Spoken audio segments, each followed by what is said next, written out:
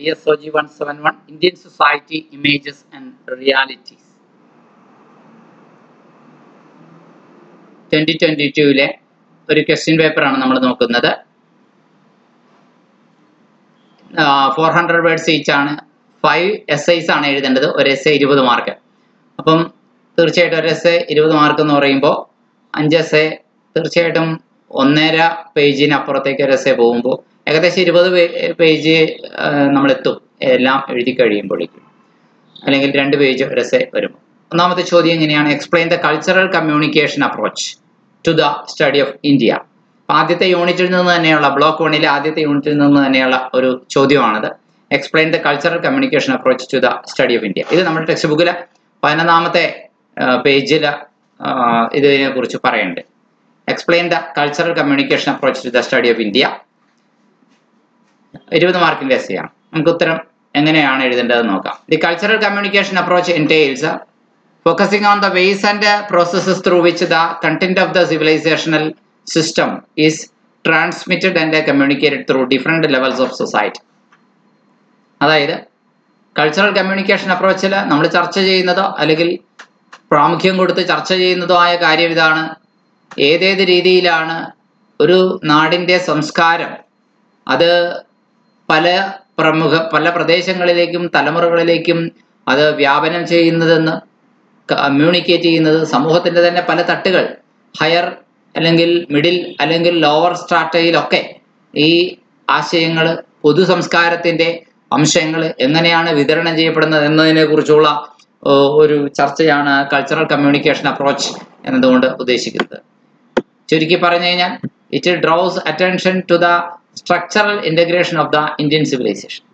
Indian സംസ്കാരത്തിൻ്റെ സാംസ്കാരികപരമായിട്ടുള്ള ആ ഒരു കൂട്ടുയോജിപ്പ്, ഒത്തൊരുമ, ഘടനാപരമായിട്ട് പല വ്യത്യസ്ത ഭാഷകൾ, വ്യത്യസ്ത സംസ്കാരങ്ങൾ, വ്യത്യസ്ത ഭൂപ്രദേശങ്ങൾ കൊണ്ട് ഒക്കെ അകന്നകന്ന് നിൽക്കേണ്ട സ്ഥലങ്ങളെല്ലാം ഒന്നായി തീർന്നിരിക്കുന്നു. ഒരു മതത്തിന്റെ പേരിലല്ല ഇന്ത്യയും ഒരു രാജ്യമായി, ഒരു ദേശമായി അംഗീകരിക്കപ്പെടുന്നത്, ഒത്തൊരുമിച്ച് നിൽക്കുന്നത്. ഒരു ഭാഷയുടെ പേരിലല്ല. ഒരു പൊതുഭാഷയോ ഒരു പൊതുമതമോ നമുക്കില്ല. എങ്കിലും ഒരു പൊതു സംസ്കാരം നമുക്കുണ്ട്. ആ പൊതു സംസ്കാരം നമ്മൾ എങ്ങനെയാണ് നാളുകൾ കൊണ്ടുള്ള സാംസ്കാരിക ചേർച്ചയിലൂടെ, ലയനത്തിലൂടെ, വലിയ സംസ്കാരങ്ങളും ചെറിയ സംസ്കാരങ്ങളും കൂടിയോജിച്ച് ഒരൊറ്റ സംസ്കാരമായി രൂപപ്പെട്ടപ്പോഴാണ് ഇത് സംഭവിച്ചത്. ആ ആശയത്തെ, അതാണ് കൾച്ചറൽ കമ്മ്യൂണിക്കേഷൻ എന്ന് പറയുന്നത്. ഈ കമ്മ്യൂണിക്കേഷൻ നിരന്തരം നടക്കുകയാണ്. കാലങ്ങളായി, സഹസ്രാബ്ദങ്ങളായി ഈ ഇന്ത്യയിലെ വ്യത്യസ്ത വിയോജിപ്പുകളുള്ള സംസ്കാരങ്ങൾ തമ്മിലുള്ള ഈ കമ്മ്യൂണിക്കേഷൻ, കൾച്ചറുകൾ തമ്മിലുള്ള കമ്മ്യൂണിക്കേഷൻ, അതാണ് കൾച്ചറൽ. അത് നടന്നുകൊണ്ടേയിരിക്കുകയാണ്. അതൊരു കണ്ടിന്യൂസ് പ്രോസസ്സാണ്, അഥവാ കണ്ടിന്യൂം ആണ്. ഇനി the works of the social anthropologist McKim Marriott 1955 and Robert Redfield 1956. ഇവര് സോഷ്യൽ ആന്ത്രപ്പോളജിസ്റ്റുകളാണ്, നരവംശ ശാസ്ത്രജ്ഞന്മാരാണ്. സോഷ്യോളജിയിലെ ഒരു പ്രത്യേക ശാഖയാണ് ആന്ത്രപ്പോളജി, നമുക്കറിയാം. അവരിലെ 2 ആളുകൾ നമുക്ക് ഇന്ത്യയിൽ ഈ പ്രത്യേകത സാംസ്കാരിക വിനിമയത്തെക്കുറിച്ചും ആശയവിനിമയത്തെക്കുറിച്ചുമുള്ള ആ പഠനങ്ങൾ നടത്തിയ വ്യക്തികളാണ്. അവരുടെ പഠനങ്ങൾ നമുക്ക് നൽകുന്ന ശ്രദ്ധേയമായ ചില വിവരങ്ങളുണ്ട്. They provide a significant basis to understand the unity and interdependence of various parts of civilization entity. ഒരു സിവിലൈസേഷൻ എൻറ്റിറ്റിയുടെ പല ഭാഗങ്ങൾ നമ്മൾ എപ്രകാരമാണ് ഒരുമിച്ച് ഒന്നായി തീരുന്നത് എന്ന് ചർച്ച ചെയ്യുന്നു. നമ്മൾ മക്കിം മാരിയോട്ടിനെ കുറിച്ച് പറയുകയാണെങ്കിൽ, അദ്ദേഹം 1924 ജനിച്ചു. 2024 അദ്ദേഹം മരിച്ചത്. അതായത് ഈ അടുത്ത് ഇദ്ദേഹം യൂണിവേഴ്സലൈസേഷൻ, ഇദ്ദേഹത്തിൻ്റെ പരോക്കലൈസേഷൻ, വില്ലേജ് ഇന്ത്യ എന്നീ പഠനങ്ങൾ വളരെ ശ്രദ്ധേയമാണ്. വളരെ വേൾഡ് വൈഡ് ആയിട്ടുള്ള റിനൗണ്ട് ആയിട്ടുള്ള ഒരു സ്കോളറാണ്. ഇന്ത്യയുടെ കാസ്റ്റ് സിസ്റ്റത്തെക്കുറിച്ചും മറ്റുമൊക്കെ അദ്ദേഹം ധാരാളം പഠനങ്ങൾ നടത്തി. Maki Marriott was an American anthropologist who made significant contributions to the field of anthropology, particularly in the area of Indian studies. പ്രത്യേകിച്ചും അമേരിക്കൻ നരവംശ ശാസ്ത്രജ്ഞനായിരുന്നിട്ട് കൂടി അദ്ദേഹം വിവിധങ്ങളായ മേഖലകളിൽ പഠനങ്ങൾ നടത്തി. ഇന്ത്യൻ സ്റ്റഡിയിൽ ആണ് അദ്ദേഹം കോൺസെൻട്രേറ്റ് ചെയ്തത്. Marriott conducted extensive research on Indian culture. Indian സംസ്കാരത്തിൽ, സമൂഹത്തിൽ, സൊസൈറ്റി ആൻഡ് പോളിറ്റിക്സ്, രാഷ്ട്രീയത്തിലൊക്കെ വ്യാപകമായ ഗവേഷണം നടത്തി എന്ന് പറയാം. അപ്പം തന്നെ ജാതി സമ്പ്രദായമാണ് കാസ്റ്റ് സിസ്റ്റം. ഈ studied the complexities of the Indian caste system.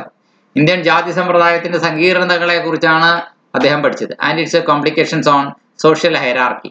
അതുപോലെ തന്നെ സാമൂഹ്യ തട്ടുകളിൽ, സോഷ്യൽ ഹൈറാർക്കിയിൽ ഈ ഇന്ത്യയിലെ ജാതി സമ്പ്രദായം, മേൽത്തട്ട്, ഇടത്തട്ട്, കീഴ്ത്തട്ട് എന്നിങ്ങനെയുള്ള വിഭജനങ്ങൾ എപ്രകാരമുള്ള സങ്കീർണതകൾ സൃഷ്ടിക്കുന്നു എന്നതിനെക്കുറിച്ചും അദ്ദേഹം പഠിച്ചു. ഒപ്പം തന്നെ അദ്ദേഹം പഠിച്ച വേറൊരു കാര്യം കൾച്ചറൽ ഇക്കോളജിയാണ്. Marriott explored the relationship between culture, environment and economy in Indian society. സംസ്കാരം, പരിസ്ഥിതി, സാമ്പത്തിക ശാസ്ത്രം ഇതൊക്കെ ഇന്ത്യൻ സമൂഹത്തിൽ എപ്രകാരമാണ് പരസ്പരം ബന്ധപ്പെട്ടിരിക്കുന്നത് എന്ന വിഷയത്തെക്കുറിച്ച് കൂടി അദ്ദേഹം പഠനം നടത്തി. Marriott's works challenge traditional notion of Indian society. Indian സമൂഹത്തെക്കുറിച്ച് പരമ്പരാഗതപരമായ ഒരു സങ്കല്പം ഉണ്ടായിരുന്നു, ഒരു നോഷൻ ഉണ്ടായിരുന്നു. നോഷൻ എന്ന് വെച്ചാൽ സങ്കല്പം, കാഴ്ചപ്പാട്. അത് ആകെ വെല്ലുവിളിക്കുന്ന തരത്തിലായിരുന്നു, അഥവാ അതിനെ മാറ്റിമറിക്കുന്നതായിരുന്നു. And culture and his ideas continue to influence anthropological research and scholarship.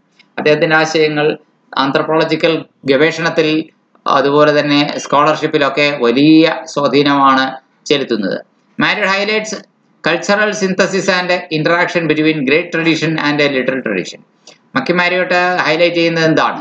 സാംസ്കാരികമായ ലയനവും അതുപോലെ തന്നെ ഇതിലെ കൂടിയ പാരമ്പര്യവും അതുപോലെ തന്നെ കുറഞ്ഞ പാരമ്പര്യവും, അല്ലെങ്കിൽ ഉയർന്ന പാരമ്പര്യവും അല്ലെങ്കിൽ ചെറിയ പാരമ്പര്യവും, അഥവാ ഒന്നുകൂടി പറഞ്ഞാൽ കൂടുതൽ വിപുലമായ ഒരു പാരമ്പര്യവും ഒരു പ്രദേശത്ത് മാത്രം ഒതുങ്ങുന്ന ഒരു ലോക്കൽ പാരമ്പര്യവും തമ്മിൽ എപ്രകാരമാണ് പരസ്പരം ഇന്ററാക്ഷൻ നടന്നുകൊണ്ടിരിക്കുന്നത്. എന്നിട്ട് വൈൽ ഫോക്കസിങ് ഓൺ ഫെസ്റ്റിവൽസ്, അദ്ദേഹം ഇത് പഠിക്കാൻ വേണ്ടി ഓരോരോ ക്ഷേത്രങ്ങളുമായി ബന്ധപ്പെട്ടുള്ള ഉത്സവങ്ങളാണ് അദ്ദേഹം തിരഞ്ഞെടുത്തത്. അതിൽ ഫോക്കസ് ചെയ്തു അദ്ദേഹത്തിന്റെ പഠനം. Celebrated in A small north Indian village Kishangarh in Uttar Pradesh. ഉത്തർപ്രദേശിലെ ചെറിയൊരു നോർത്ത് ഇന്ത്യൻ വില്ലേജാണ്, വടക്കേ ഇന്ത്യൻ ഗ്രാമമാണ് കിഷൻഗർ എന്ന് പറയുന്നത്. കിഷൻഗറി എന്ന് പറയുന്ന ഉത്തർപ്രദേശിലെ ആ ഗ്രാമത്തിലെ ക്ഷേത്രോത്സവങ്ങളെ കുറിച്ച് ഫോക്കസ് ചെയ്ത് അദ്ദേഹം നടത്തിയ പഠനങ്ങളെ അദ്ദേഹം മനസ്സിലാക്കിയത്. മാരിയറ്റ്സ് വർക്ക് ലിറ്റിൽ കമ്മ്യൂണിറ്റീസ്. അദ്ദേഹത്തിന്റെ കൃതി എങ്ങനെയാണ്? ലിറ്റിൽ കമ്മ്യൂണിറ്റീസ് എന്നതാണ് അദ്ദേഹത്തിന്റെ കൃതി. അദ്ദേഹത്തിന്റെ വർക്കിന്റെ പേര് ഒന്നിർത്തിരിക്കുക, എന്താണ് little communities. It is an indigenous civilisation. അതായത് ഒരു നാടൻ സംസ്കാരമാണ് ഈ ഉത്തർപ്രദേശിലെ കിഷൻഗറിയിൽ ഉള്ളത്. 1955 അദ്ദേഹം പഠനം നടത്തിയത്. Proposes the twin concept. അദ്ദേഹത്തിന്റെ പഠനം പ്രപ്പോസ് ചെയ്യുന്നത് ഒരു രണ്ട് ആശയങ്ങൾ, ട്വിൻ കോൺസെപ്റ്റുകൾ, ഒരു ഇരട്ട ദ്വന്ദ്ങ്ങളായ രണ്ട് ആശയങ്ങൾ of universalization and parochialization for explaining the cultural exchange between great tradition and little tradition in India. ഇന്ത്യയിലെ ഗ്രേറ്റ് ട്രഡീഷനും ലിറ്റിൽ ട്രഡീഷനും എക്സ്പ്ലെയിൻ ചെയ്യുന്ന കാര്യത്തിൽ ആണ് അദ്ദേഹം ഫോക്കസ് ചെയ്തത്. അതിൽ അദ്ദേഹം രണ്ട് കാര്യങ്ങൾ, യൂണിവേഴ്സലൈസേഷൻ എന്നൊരു വാക്കും പെറോക്കലൈസേഷൻ എന്നിങ്ങനെ വേറൊരു വാക്കും അദ്ദേഹം അവിടെ പഠന വിധേയമാക്കിയുണ്ടായി. എന്താണ് യൂണിവേഴ്സലൈസേഷൻ എന്ന് നോക്കാം. Universalization is the process of carrying further the great tradition by encompassing the elements of the little tradition. അതായത് ഗ്രേറ്റർ ട്രഡീഷന്റെ എലമെന്റ്സിനെ നമ്മൾ പഠിക്കുകയാണ്, അത് ചേർത്ത് ലിറ്റിൽ ട്രഡീഷനുമായി ചേർത്ത് വെച്ചാണ് പഠിക്കുക. It is the process by which. എന്താണ് ലിറ്റിൽ ട്രഡീഷൻ എന്ന് പറയുന്നത്? പ്രാദേശികമായ ആചാരങ്ങളും പാരമ്പര്യങ്ങളുമാണ്. എന്താണ് ഗ്രേറ്റ് ട്രഡീഷൻ എന്ന് പറയുന്നത്? അതായത് കൂടുതൽ വിപുലമായ രാജ്യവും ഒട്ടാകെ പറയുന്ന വലിയ വേദപുസ്തകങ്ങളും മറ്റുമൊക്കെ ഉള്ള വലിയ മതസംഹിതകൾ പറയുന്ന ആ സംസ്കാരമാണ്. അതാണ് ആ വലിയ മതസംഹിതകൾ പറയുന്ന ആ സംസ്കാരം നമ്മുടെ പ്രാദേശികമായ കൊച്ചു കൊച്ചു സംസ്കാരങ്ങളുമായിട്ട് എങ്ങനെ ലയിപ്പിക്കാൻ കഴിഞ്ഞു, ഇൻകോർപ്പറേറ്റ് ചെയ്യാൻ കഴിഞ്ഞു എന്നുള്ളതാണ് യൂണിവേഴ്സലൈസേഷൻ പറയുന്നത്. അപ്പോൾ അതായത് വിപുലപ്പെടുത്തലാണെന്നർത്ഥം.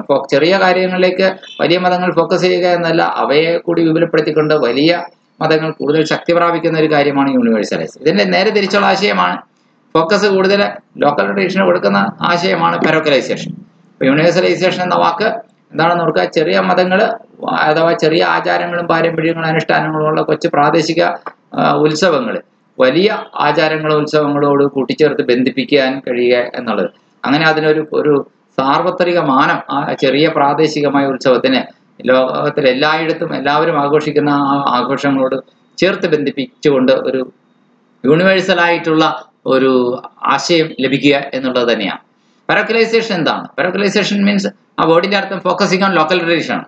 The process by which the universalistic great tradition was adapted and modified to fit local context. Universalistic ആയിട്ടുള്ള ആ ലോക്കൽ ട്രഡീഷനെ നമ്മൾ എന്ത് ചെയ്യുന്നു? സ്വീകരിക്കുന്നു, മോഡിഫൈ ചെയ്യുന്നു. എന്തിന്? ലോക്കൽ കോണ്ടെക്സ്റ്റിൽ അതിന് ഇണങ്ങുന്ന രീതിയിൽ, പ്രാദേശികമായി അതിന് ഇണങ്ങുന്നത്. Marriott's synthesis of great tradition and little tradition highlights the complex dynamic nature of Indian culture and society. മാരിയോട്ടിന്റെ ഈ ഗ്രേറ്റ് ട്രഡീഷനും ലിറ്റിൽ ട്രഡീഷനും തമ്മിലുള്ള ആ സങ്കീർണമായിട്ടുള്ള സ്വഭാവത്തെ കൂട്ടിച്ചേർക്കുക, ലയിപ്പിക്കുക എന്ന കാര്യം, അതാണ് അദ്ദേഹം ഹൈലൈറ്റ് ചെയ്തത്. ഇന്ത്യൻ കൾച്ചറിലെ ആ ഡൈനാമിക് നേച്ചർ, വൈവിധ്യമാർന്ന സ്വഭാവത്തെയാണ് ഡൈനാമിക് നേച്ചർ, അതിനെക്കുറിച്ചൊക്കെ അദ്ദേഹം ചർച്ച ചെയ്തു. He demonstrated how parochialism or the tendency to focus on local concerns, പ്രാദേശികമായ ആശയങ്ങളോട് എങ്ങനെ വലിയ മതത്തിന്റെ ചിന്തകളെ എങ്ങനെയാണ് ബന്ധിപ്പിക്കാൻ കഴിയുക എന്ന ചിന്ത, അതാണ് parochialization. Could coexist with universalistic values and norms, അത് എങ്ങനെയാണ് സാർവത്രികമായി നിലനിൽക്കുന്ന വലിയ വാല്യൂസിനോടും നോംസിനോടും ഇങ്ങനെ ചേർന്ന് പോകാം എന്ന് ചിന്തിക്കുന്ന രീതി.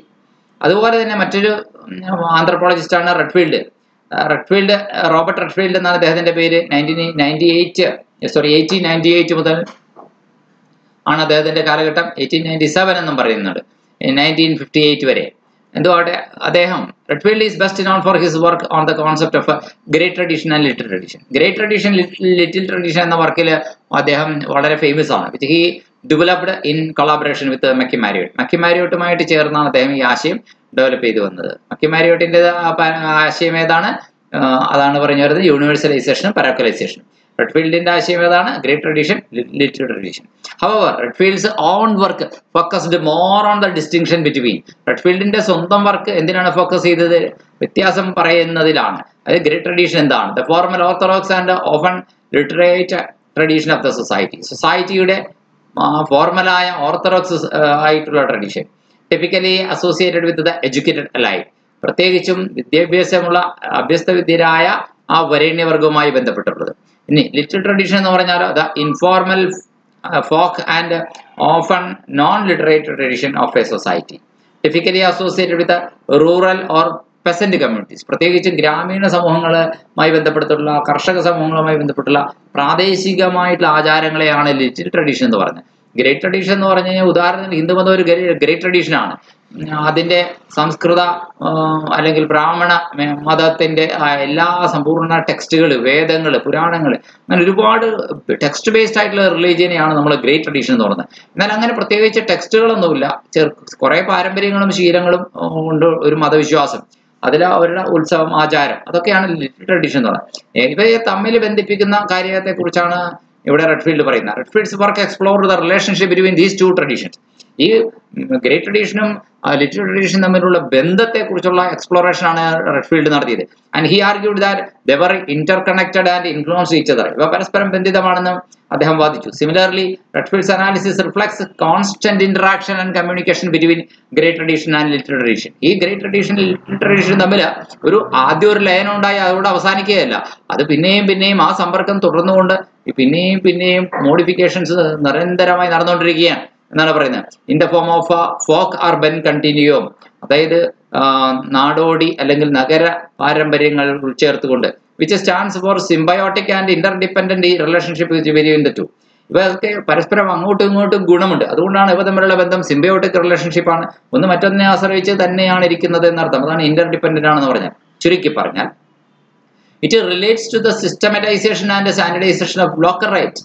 പ്രാദേശികമായ അനുഷ്ഠാനങ്ങൾ, ലോക്കൽ റൈറ്റ്സിനെ അതിനെ ചെയ്യുന്നു, സിസ്റ്റമാറ്റിക് ആക്കുന്നു, അതിനെ സ്റ്റാൻഡേർഡ് ആയിട്ടുള്ള മതത്തിന്റെ ചട്ടക്കൂട്ടിലേക്ക് അതിനെ കൊണ്ടുവരുന്നു എന്ന് വേണമെങ്കിലും പറയാം.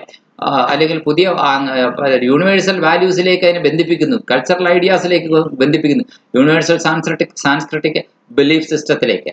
ടു എക്സ്പ്ലെയിൻ ഹിസ് പോയിന്റ്, തന്റെ ആശയം വിശദമാക്കാനായിട്ട് അദ്ദേഹം എന്താണ് ചെയ്തത്? He takes the example of the Diwali festival of lights celebrated locally in Kishangarh village to propitiate gods of wealth. സമ്പത്തിന്റെ ദേവതയായിട്ട് ആ കിഷൻഗർഹി ഗ്രാമത്തിൽ, ഉത്തർപ്രദേശില് നൗട്രി എന്ന് പറയുന്ന അല്ലെങ്കിൽ സൗട്രി എന്ന് പറയും, ആ ദേവതയുണ്ടായിരുന്നു, പ്രാദേശിക ദേവതയാണ്. ആ പ്രാദേശിക ദേവതയുടെ ലക്ഷ്മി ദേവിയുമായിട്ട് ബന്ധിപ്പിക്കുക. The process of parochialisation constitutes the characteristic creative work of little communities within India's indigenous civilisation. ഈ കൊച്ചു സമൂഹങ്ങൾ ഇന്ത്യയുടെ ആ നാടോടി സംസ്കാരത്തിന്റെ ഭാഗമാണ്. അവയുടെ ആ ക്രിയേറ്റീവ് ആയിട്ടുള്ള ക്യാരക്ടറിസ്റ്റിക് നമ്മൾ എടുക്കുകയാണ്. He explains, അദ്ദേഹം പറയുന്നു, the process through examples from Kishangarhi, the festival of Navaratri, in which the 9 Durgas are worshipped for 9 successive days. 9 തുടർച്ചയായ ദിവസങ്ങളിൽ 9 ദുർഗകളെയാണ് ആരാധിക്കുന്നത് എന്നാണ് പറയുന്നത്. അതാണ് നൗട്രി എന്ന് പറയുന്നത്. ആ നൗട്രി എന്ന് പറയുന്ന ആഘോഷത്തെ ചിലപ്പോൾ സൗട്രി എന്നും പറയാറുണ്ട്. In Kishangarhi a female deity Naurta made of mud is worshipped for 9 deities. Naurta എന്നും പറയാറുണ്ട്. അത് 9 ചെളി കൊണ്ടുണ്ടാക്കിയ ഒരു രൂപമാണ്. 9 ദിവസത്തേക്ക് ആരാധിക്കുന്നു.